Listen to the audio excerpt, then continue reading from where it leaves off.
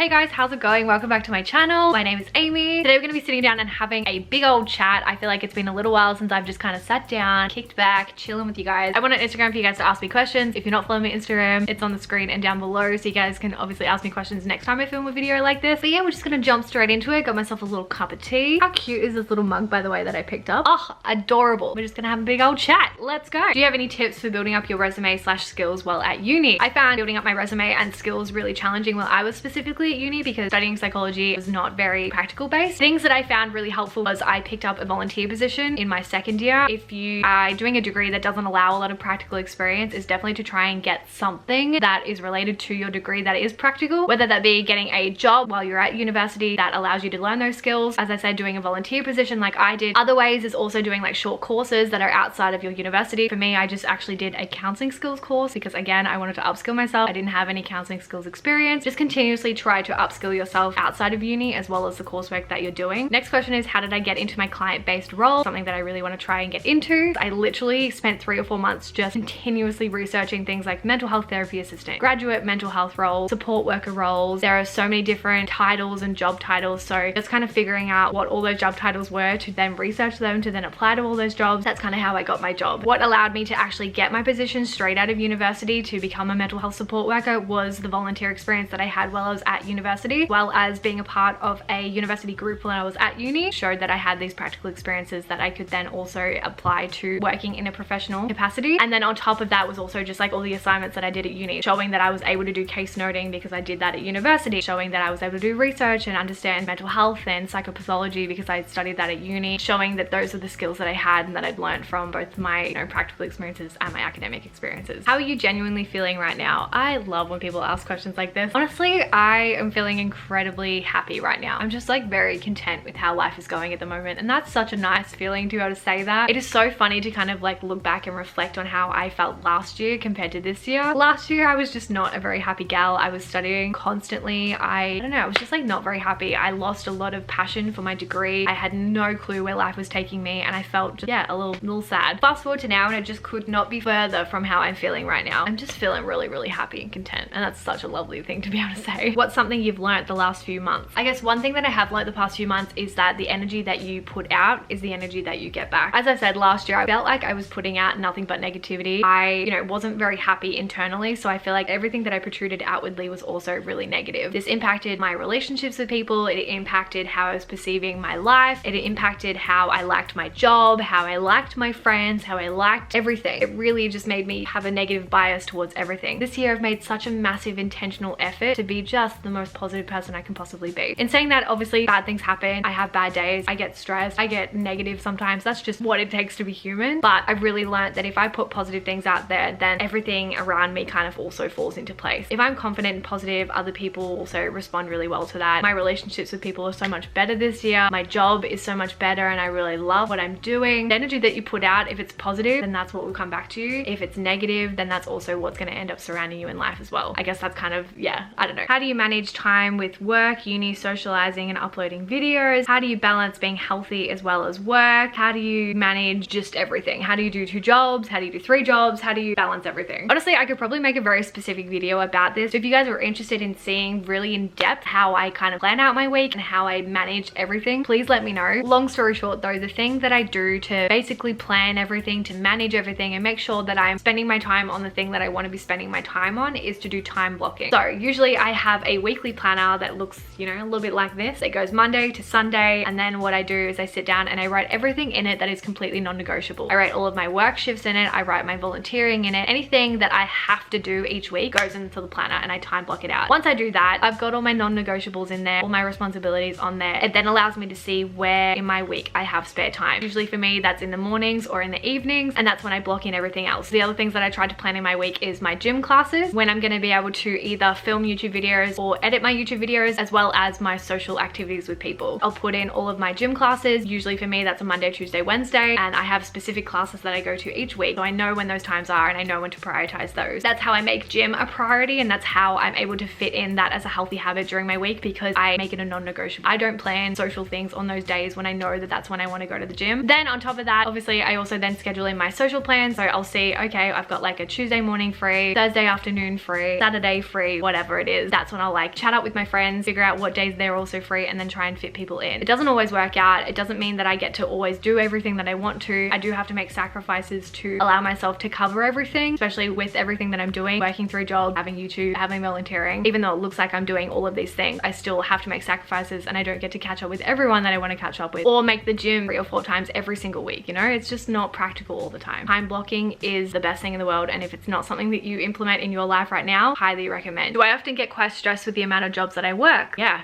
100%. Of course I do. I'm a human being. I love watching like productive, getting stuff done, ticking those to-do lists, vlogs. They're my favorite things to make. They're my favorite things to watch. But I really want to emphasize the fact that even though I look like I'm being productive all the time, and all these people on YouTube are also making it look like, you know, they're being productive 24/7 and they're really hard workers, they're human too. They get stressed, they get overwhelmed, they get, you know, sad, and I'm no exception to that. I get stressed, I get overwhelmed. I think a lot of my vlogs from last year while I was studying my honors degree definitely showcase that side of me. In saying that though, I probably won't continue working 3 jobs forever. It's definitely not a lifestyle that I want to be living forever, and not a lifestyle that I want to promote. Working like 6 days a week is fantastic for my bank account. It's absolutely loving it, but I'm very much aware of my own limitations as a person, and I don't want to burn myself out. I want to make sure that I'm having time to also invest in like relationships and friendships and hobbies instead of just putting work as a priority. Anyways, working 3 jobs is a lot of hard work, but I'm excited to hopefully only have to work 2 very soon. How do you manage your anxiety? I am quite an anxious person. It's just a part of my personality. It's just who I am. I used to experience quite severe anxiety about like 4 years ago, but have actively like worked on my anxiety to manage that bad boy. Things that I have done over the past 4 years that really work for me is therapy. Highly recommend it. Honestly, it changed my life. I would not be the person that I am doing the things that I'm doing. I wouldn't have finished university. I wouldn't be this like happy, content person if I didn't go to therapy and I didn't work on my problems and my issues and my insecurities and my, you know, weaknesses as a person. My anxiety would still be really bad right now if I didn't go to therapy. I also make sure that I prioritize the things in my life that I know keep me healthy. 3 things that I know I have to maintain in my life is a good diet, going to the gym, and my sleep. That's why when planning out my week, I have to prioritize the gym, and I have to make sure that I'm not staying out too late and I still am able to like prioritize my sleep. I personally experience a lot of anxiety at nighttime. I don't know why, but like 4 years ago when I had really bad anxiety, that's when it happened, was like at nighttime. I do sometimes really struggle with like insomnia and that kind of thing, and I have to manage my anxiety pretty well at night. That's like a massive priority for me. Having a nighttime routine, being able to actually wind down at night and read a book, settle down and go to sleep properly is a big priority for me. So making sure that I have all those 3 things in my life allows me to kind of like maintain my anxiety and like keep me pretty chilled.